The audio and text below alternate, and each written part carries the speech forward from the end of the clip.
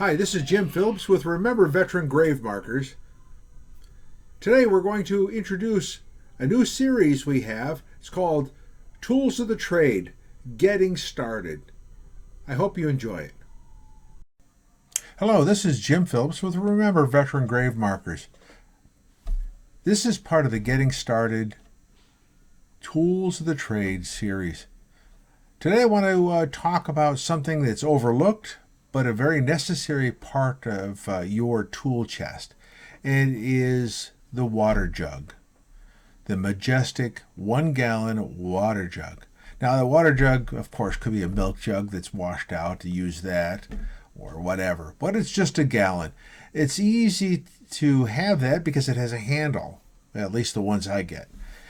I would suggest that you consider getting a water jug. In fact, I would suggest you get 4 water jugs and then a container to carry them in, so that when you're doing work at a location where it might not have water or water is not close at hand, you could take those and use them and then refill them when it's more convenient.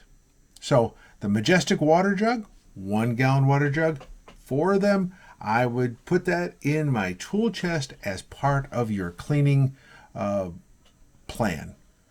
Until next time, this is Jim Phillips. Take care.